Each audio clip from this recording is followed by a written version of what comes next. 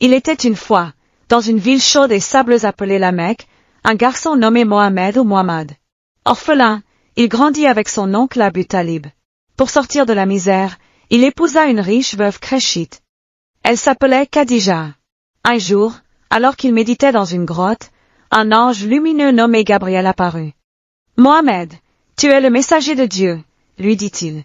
Depuis, Mohamed, illuminé par les voix qu'il entendait dans sa tête, commença à dire qu'il était le messager de Dieu, alors que les Arabes de l'époque adoraient non pas un Dieu, mais plusieurs dieux. Médine, alors appelée Yatrib, était un centre où certaines tribus arabes pratiquaient le polythéisme, vénérant plusieurs divinités.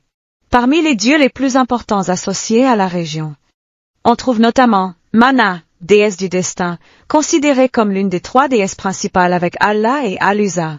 Son sanctuaire principal était situé à Al-Mushalal, près de Quded, entre Médine et la Mecque. Les tribus AWS et Khazraï, ainsi que d'autres habitants de Médine, lui rendaient hommage par des sacrifices et des pèlerinages. À la fin de leur pèlerinage, les fidèles se rendaient à son sanctuaire pour se raser la tête, marquant ainsi l'achèvement de leur rituel. Allah, déesse associée au monde souterrain. Son principal lieu de culte était à Taïf, mais elle était également vénérée dans la région de la Mecque et influente parmi les tribus arabes. Al-Uzza, déesse de la fertilité, surnommée la plus puissante, elle était invoquée pour la protection et la victoire avant les guerres. Son culte était centré à la Mecque, mais son influence s'étendait à d'autres régions. Hubal, considéré comme le dieu principal des Créchites, son idole en agate rouge se trouvait dans la Kaaba à la Mecque. Mais son culte était également reconnu dans les environs, y compris par certaines tribus de Médine. Mohamed ne fut pas très écouté par tous ces Arabes qui adoraient plusieurs dieux. On se moquait même de lui. Abd al-Uzza ibn Abd al-Muttalib ibn Hisham al-Krashi est l'un des demi-oncles paternels de Mahomet, surnommé Abu Lahab, père de la flamme, l'avait même traité de fou. À cause de cela, Abu Lahab a une sourate du Coran qui lui est dédiée, c'est la sourate 111. Au nom d'Allah, le tout miséricordieux, le très miséricordieux. Que les 2 mains d'Abu Lahab périssent et que lui-même périsse. Ses richesses et tout ce qu'il a acquis ne lui serviront à rien. Il sera exposé à un feu ardent, ainsi que sa femme, porteuse de bois, dont le cou est attaché par une corde de fibres, pour rassembler des fidèles autour de lui.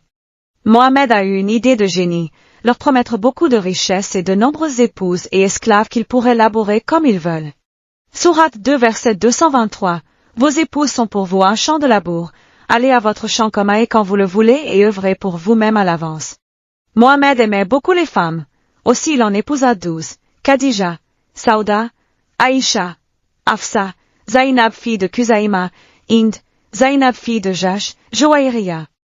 Khadija, Sauda, Aïcha, Hafsa, Zainab fille de Kuzaïma, Hind, Zainab fille de Jash, Joaïria, Ranla, Safiya, Maïmuna.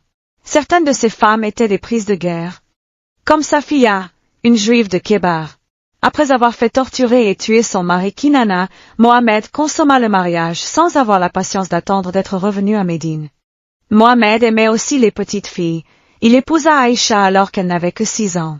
Mais comme elle était encore trop petite pour avoir des relations sexuelles, il dut attendre qu'elle ait 9 ans.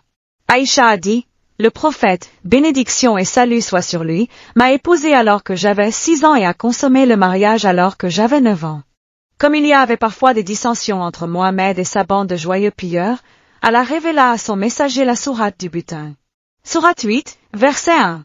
Il t'interroge au sujet du butin. Dis, le butin est à Allah et à son messager.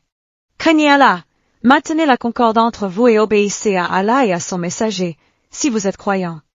Comme Allah n'a pas de corps physique et que personne ne l'a jamais vu, Mohamed en profitait pour prendre la meilleure part du butin des pillages.